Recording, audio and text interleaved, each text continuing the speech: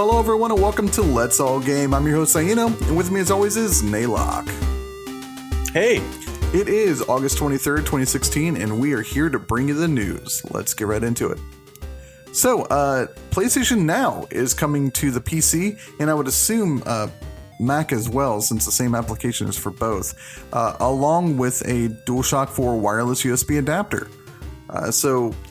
First, I mean, there's two stories here, I think, anyway. You know, we have the PlayStation Now service, which is basically video game streaming, all the PS3 titles that you can get your hands on, basically, for $20. And you have $20 a month, and you have access to over 400 games. That includes The Last of Us, Uncharted PS3 Trilogy, PS3's Infamous games. So anything on the PS3 you can basically play on your PC. You won't need a PS3 anymore if your internet is up to snuff. Now, this is very similar to OnLive, Naylock, and you know, we played that a lot. We have a lot of videos of that here. It's same technology. But so first off, I know you use a PS4 controller sometimes on your computer using the USB cord. How do you feel about the USB adapter? I don't know. I mean, all I have is a USB cord. I didn't need any sort of adapter. Well, yeah, but now that you can like potentially use Bluetooth for it using that adapter, do you think that's something that you'd want to do? No, I wouldn't bother with it. I'm really not. I could see why people would want it if they kind of set it up their computer to be multiplayer, or a huge screen for their computer to play console games, so they're like wireless and can be further back. Right. But I'm like, at my computer desk, so I don't need 10 feet of range. Yeah. So having been a previous OnLive player, how do you feel about PlayStation Now as a service and it coming to the PC and potentially Mac? I think it's interesting. I mean, they have their library. What is it? You say it was PS3 games, or is it PS3 and PS4? It's mainly PS3 games. That's what the whole PlayStation Now service was. So it was their answer to backwards compatibility. Oh, and it was on the PS4 originally? Yeah, it's on the PS4 right now, and they're finally bringing it to... It's actually on the PS4 and the PS3, if I'm not mistaken. But right now you can play it on PC. They're not really mentioning Mac here, but the same application, like the Remote Play application, is on PC and Mac. But that doesn't seem like it would be hard to do. Yeah, I mean, I don't know. I'm just assuming right now. I haven't actually looked into this. This is pretty new news here. So, but I guess we'll follow up on that. Maybe we'll do a video on it. Well, maybe we will. Yeah. All right. Let's move right along. So the HumbleBundle, man, that has been around forever. I've actually participated in every single HumbleBundle that has ever been out. I actually have that. I can say that.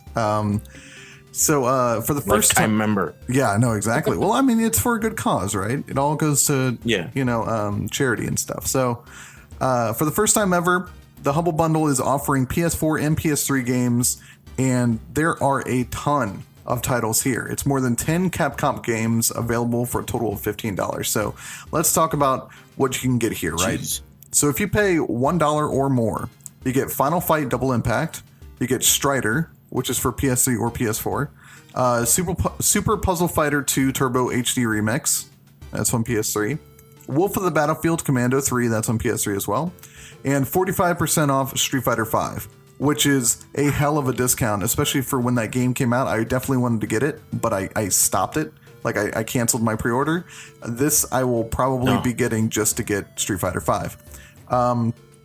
If you beat the average, right, which I'm not going to bother giving you the average. It's going to be different by the time you actually go and listen to this. You get Lost Planet 3. You get Mega Man 9 and 10. You get Okami HD, which was a fantastic game. You get Remember Me, Resident Evil HD, that's on PS3 or PS4. Super Street Fighter 2 Turbo HD Remix, which is different from Super Puzzle Fighter 2. So Super Street Fighter 2 is Super Street Fighter 2 remade with HD graphics. It's a remix. And then all of the $1 stuff as well. If you pay $15 or more, you get the Devil May Cry HD Collection on PS3, the Resident Evil 0 HD, that's on PS3 or PS4, and I have to say, one of my favorite Resident Evils of all time. And you get the 50% off Mega Man Legacy Collection. Now, I already own the Mega Man Legacy Collection, so I don't need that, but it's nice that it's there. So first up, how do you feel about PS4 and PS3 games appearing on a Humble Bundle? Like pay what you want. $15, you get literally all those games. Is it? I mean, how are they delivered? Do you get the games, like the physical games, or are they just... It's all digital. You're not going to get physical so here. It's digital access. Right. That's what well, if they can, that's what I was wondering. It'd be weird if they could get you the physical copy, but if they can just get you digital access, that makes sense that they can get them PS3 and PS4 games on there. Right. I mean, like, why not? When you look at the Resident Evil remasters, they're selling for like $14 each, right? Like, it's just those two games alone. So there's no, I mean, you're getting so much here in savings. There's no point in not doing this. Plus, it goes to a good cause. It's for charity. Our next story is a GTA 5 graphics mod called GTA 5 Redo. It's created by Josh Romito, and it's going to be out on September 6th. Now, you can see a lot of the footage here, but it's basically just an improved graphics in GTA 5, which the game looked incredible to begin with. Naylock, let me ask, I mean, and this is we're talking about this because we had APB Reloaded, a video that we did over the weekend. But basically, did you ever get into the graphics mod type things whenever you were playing like GTA 4 or GTA 5 or anything like that? Yeah, I never really cared for those. Like, and they have them for, all the Elder Scrolls games. They usually end up getting one too. And I just never really bothered. I don't know. It just never, I don't know. It just doesn't appeal to me.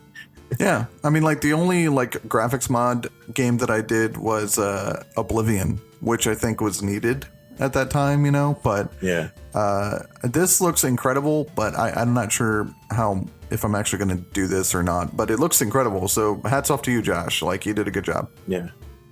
I would be interested if they did it for like way older games and it was basically like a complete overhaul, but I think that would be outside the scope of a mod since it would be probably creating new assets. No, absolutely. Yeah. Like, they're just like adding shaders here and things like that, like improving the look. So here's our final story here, or kind of a discussion thing, and Naylock has no idea what it is. It's a surprise. Yeah. Well, it's from MMORPG, a place that he completely despises. Yeah. And so he doesn't even know what the title is. All right. I made sure not to give him any hints here. So here we go. It's called The List. Oh, no. It's 5 things MMO gamers should complain about. Subscriptions for games that are not frequently updated. Okay?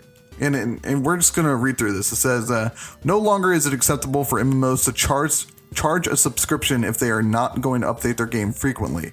What determines what is frequent enough is very open for debate. For my money, it is roughly once a quarter. 3 big updates a year at a bare minimum. No longer is it enough to charge money just to keep the lights on. There are plenty of multiplayer games out there that charge a one-time purchase fee and have tons of multiplayer mode servers, and I'm not even talking about other MMOs. If you can't be bothered to update your game, we shouldn't be bothered to pay. So... Well, it sounds like he's dumping on games that are just in maintenance mode, more or less. I mean, people are just paying for it to stay open. Yeah. But if they're not gonna, and that's their choice. I mean, obviously they're going in knowing that updates aren't going to be frequent, so they pay the subscription. It's not like lots of games are being released. Like, you pay a subscription, you'll never get an update within the first year or something. Well, tell me what MMOs are out there for a subscription that's not being updated. I think some of them offer it. Like, it's free to play, but you can pay a subscription. Well, sure, but that's I don't think that's what he's talking about. Like, take Final Fantasy 14, for example. That's a subscription game. It's there's no free to play access there. It's doing quarterly updates. It's doing everything he's saying, but I can't. Yeah, literally got an update today. Yeah, I can't think of another MMO out there this day and age that doesn't have a free to play component with a subscription option. Right?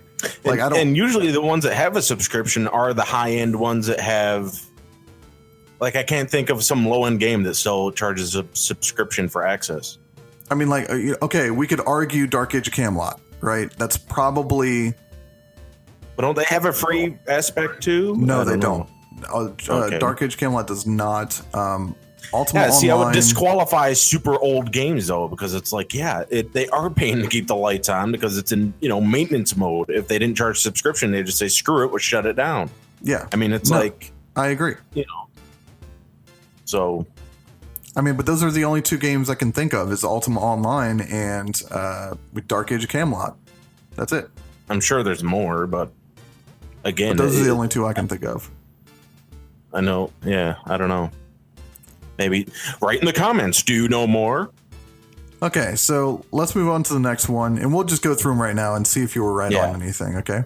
Early access bad practices. Okay, so first off, I want to ask you: do we agree that subscriptions for games that are not frequently updated, we should complain about that? Like, I don't think it's even an issue, so I don't know why it's up here. So I don't necessarily agree with that. Yeah, since newer games don't do that, and the only games that really do that are older ones that are like, it's understood they're in maintenance mode by the players. I think that's a non-issue. Yeah. I mean, like, even EVE Online, I mean, to say that EVE Online doesn't get updates would be hilarious, right?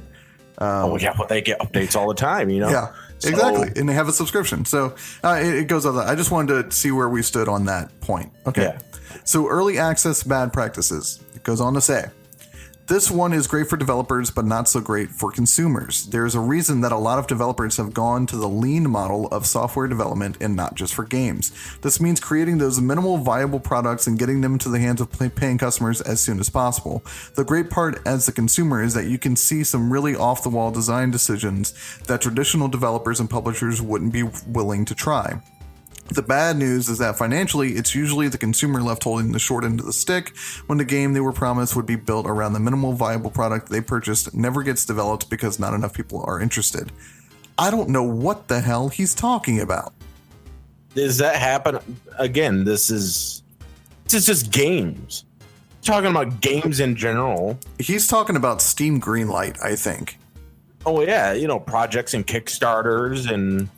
That has nothing to do with MMOs. MMOs have alphas, MMOs have betas. If you're talking about, I needed to pre-order this game to get into an early access, that's your decision.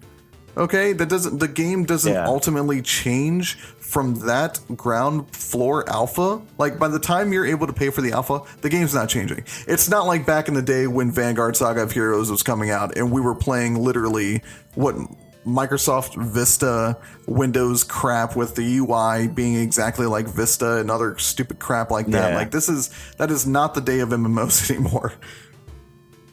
Yeah, you're basically, I mean, they're all the base of the entire game is laid down. Once you get early access, all they do at that point is pile on, more NPCs, content, flavor, maybe a new town, but it's all the same. You're not going to see an overhaul of combat at that point. It'd be very rare. So that's more or less, that's going to be your game. And that's early access or, Kickstarters and stuff like that. That's an investment. It's not a guarantee of a great product. It's like, if you're not up to dealing with bugs or something that just might come up short, you shouldn't be doing that stuff at all. Yeah. And so I would have to say we don't agree with that at all. That's not applicable to MMOs. And I just kind of want to take a moment here to stop and talk about our titles for these news stories here. We are intentionally making them clickbait. We know this. Yeah. Okay, that is the joke. We think it's hilarious. And one of the guys that I watch on YouTube, Grade A Under A, he just posted a story, and here's a great example of clickbait. Okay, the title of his video is literally just "Porn, Jerking Off, and Hookers." Yeah, I saw that earlier. I was like, I might have to watch that. Yeah, it's clickbait, and we know it's clickbait, and the thing is, it's like, we think it's hilarious. That's all it is. So let's move on. We literally sit here thinking, what's the most absurd one we can come up with this video, news story today. Yeah, and I mean, like, I really liked my Konami one. It's like, Konami still makes games? What? Metal Gear? And like, just stupid non sequitur like out of nowhere. Yeah. All right, so let's move on. Snake. All right, so his next one is when it really is pay to win. So let's just hear this out. Just because a game sells you a cosmetic item that can only be purchased in the real money cash shop, it is not pay to win. That said, if the same game sells you a ward needed to upgrade an item that allows you to enhance a weapon that will add a 6% damage increase, bestowing upon you a significant advantage over your peers in PvP, it's pay to win. Not a 1% chance to upgrade the item without the ward does not make any less pay to win, especially if you lose your item when the upgrade fails. I'm not going to deny that there aren't pay to win games out there. There certainly are. But a lot of MMOs are fairly balanced. I know that. Yeah, they're pretty good at it. It's a rare occurrence. Like in the outline he just did, unless it was a specific game I don't know about or I didn't. Like that seemed absurd in terms of pay to win, even when games have it. Right. Like, let's talk about EverQuest 2 for a minute here, right? If you were doing free to play, they had limitations on the quality of gear that you could get. You were never going to min-max in that game, right? Like, there was no way for you to do that as a free to play player. But by the time you got up to that point, we're talking the end game of end game. You've already played the game 80, 90, 120 hours. You're going to be, I mean, it might as well just subscribe and get the access to that raid gear if you're going to be raiding. You know, you obviously like the game. You know, it's for access from free to play. I mean, I definitely wouldn't call that pay to win. That's just pay for access. All games are free to play. Not all games are free to enjoy, right? Like if you're going to get the most out of the game, you're going to pay money. That's how how the whole platform works. Of course there are pay to win games out there.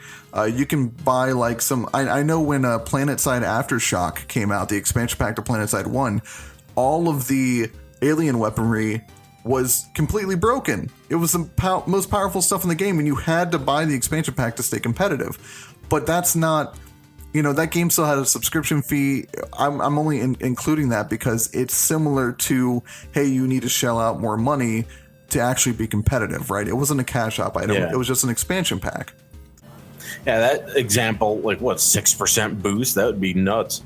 Like there's like usually when it's pay to win, there's like a couple of degrees of like it's way easier to just pay cash than to get it in game because you got both ways, or you buy this, sell it for in-game coin, and then the in-game coin obviously has a lot of usability, like you buy stuff from other people or you buy rights to loot a raid item with plat, stuff like that.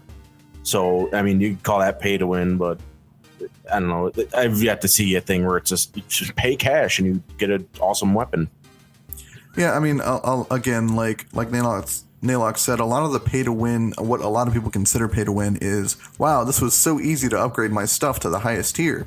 Whereas if I'm free to play, I'm like, oh man, I got to spend 3 months farming all the stuff to try and get this stuff and craft it, and then I'm finally here.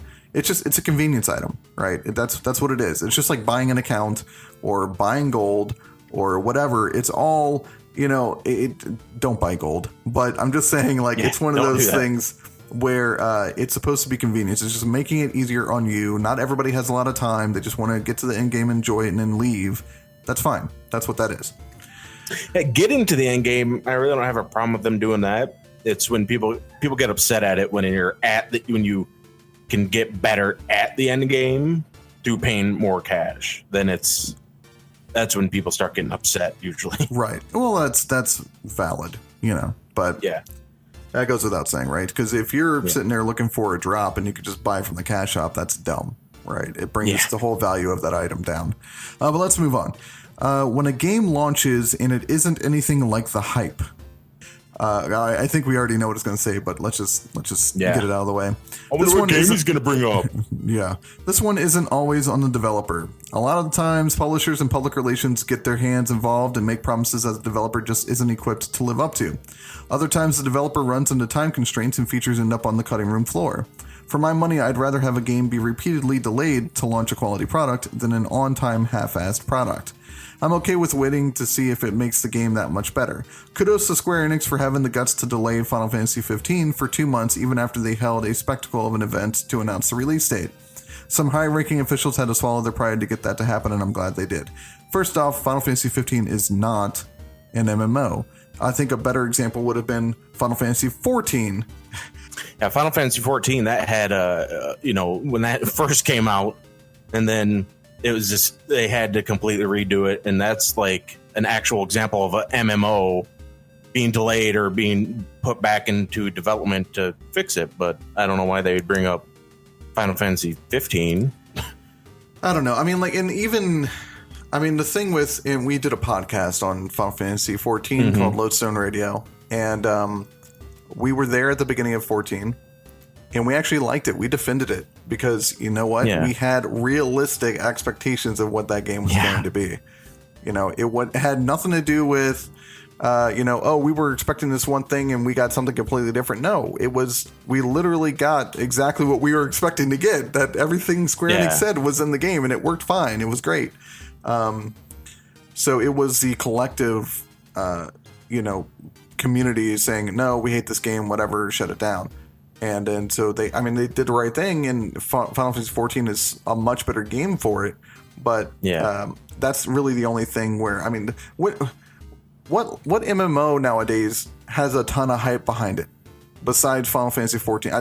I can't tell you, like, I guess SWTOR would be the best example of it's nothing like the hype. Yeah, that was... It was a disappointment. Let's be frank. I was like, this is just sci-fi. It was literally just Star Wars World of Warcraft. And and not even as good as that sounds. Yeah. It's not even as good as a Star Wars version of World of Warcraft, but a little worse than that. Yeah. I mean, that was probably the last game that I know of that had a ton of hype that didn't come out. You know, how it was all sold to us. PlanetSide 2 was fine. You know, like all the other games that I can think of, they were launched fine, and they were fine MMOs. So, the Never-Ending Fundraiser. These are okay. So the reason I couldn't guess these, I'm now upset, is that these barely, if at all, apply to MMOs. I know, I know, but you know Never-Ending Fundraiser. Like, okay, what's it say? This isn't limited to Kickstarter, but they have their fair share. This is about those games that are in development and release constant developer updates alongside constant sales of in-game items that can be deployed if you only pay them $10,000 more. I think he's talking about Star Citizen there. They want you to know just how much money they have raised with your help and how involved their community is as they continue to ask for more. Meanwhile, their game is somewhere near a minimal viable product and not yet what their true vision is without that extra cash. These companies remind me of the annoying kid that comes around to your house every few months with a different fundraiser for their school, Cub Scouts, church, father's midlife crisis. It's not cute. It's just annoying. Stop it. I've backed more than one of these, and I want to say thank you to Camelot Unchained for not barraging me weekly with emails asking for more money. Apparently once was enough. Okay, so I don't get that. I don't get that from Star Citizen either. Which one is he talking about? I don't know. I think he's just butthurt about games that ask for money. I don't know. Like, Star Citizen had a huge fundraising situation. It's working out really well for them, and they're showing good. It's like the success story of all those. Like, everyone goes, hey, you can't crowdfund or Kickstart or whatever, a big game, and everyone's like, what about Star Citizen? It's they already have pretty good dividends of a product when they're not even done. I mean, it's and the thing is, when they come out with a new ship, that ship costs money. They're not saying, hey, you need to give us more money to play with the ship. It's, hey, if you want the ship, you can buy it. It's there. It's an option now. It's in the game. Yeah. Landmark, I could kind of see was pretty annoying with their constant updates. It's like, hey, we added in the ability for you to mine. Thanks. Hey, we added caverns. I don't need to know. Here's a dev update. We did another dev update. Here's another dev update. Oh, we canceled EverQuest Next.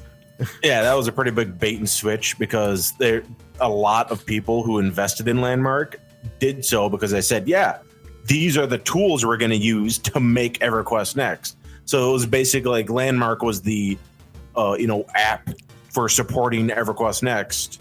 And then they're like, we're not doing EverQuest Next anymore. We're only Landmark. And everyone's like, I don't care about building I'm really mad. I want my money back. Well, they said like, hey, we're going to have certain sections made so that you would go and build what you feel fits this sort of style, right? So, hey, we have a dark elf section. Go build what you feel is a dark elf style, and we'll put it in EverQuest Next, right? We're going to put everything that you build, we're putting it into the next game, and everyone's like, oh my God. They literally had to make assets for EverQuest Next in Landmark. Yeah. That was the whole thing. And like, okay, that's great. That's wonderful. But I think we're getting off topic of the never ending fundraiser, and which is my fault. Sorry. Camelot Unchained, it was a fundraiser. That's fine. It's for an MMO. That's great. That's wonderful. I don't know what he's talking about, to be honest with you. I don't know what he means by the never ending fundraiser. It's not like, every MMO is never done. If you buy an MMO and it's done, get yourself another game, right? Like it's not. You have a game that just said they're shutting down in 6 months. That's what you have. Yeah. The whole point of an MMO is it's ever changing. It's ever evolving. It's always getting better and expanding. And if you buy, that's why you pay a monthly fee for constant updates. So why is that any different from, well, it's not technically released yet, so I don't want to give you money for more updates. I don't. To some degree, but I mean, I guess if they keep asking for money and they literally have brought you nothing, I guess I'd find that annoying. All right, so I don't know what game that is. You've backed Star Citizen. Yes. Have they ever asked you for more money to access any other stages of the game? No. All they tell me is like, look, we added cool stuff. Come check it out. They just released 2.5, right? It was patch 2.5. You download it and we're in it without any problem. Yeah, I mean, it's not like, did you pay your stipend or or whatever? Did you donate more for access, which wouldn't be a donation? I don't. I'm annoyed that he's not naming names. I'm sure he has a game in mind, but it's not Star Citizen, or he's mistaken. And he already said it's not Camelot Unchained, so. I don't see this as a 5 things MMO gamers should complain about, because half of these don't pertain to MMOs at all. And what's even better is next week, they're going to have a list of things that MMO gamers should stop whining about. So we will follow up on this. Wow, I can't wait to figure out what console games they bring into that list. Yeah. Stop complaining that it's single player. It's a console. Like what? I don't know. I don't want to know. Okay, so let's that's the news for today. Gee, why do I hate that site? So this was a very long news post, but yeah, thanks for watching. Thumbs it up if you liked it. Thumbs it down if you didn't like it. Leave us some feedback. Tell us what you want to see, what you like. If you like the shorter ones, do you like the longer ones? How do you enjoy LAGNews? But yeah, for Naylock, this is Saino. Thanks for watching. Don't forget to subscribe, and we will see you tomorrow. Have a good one.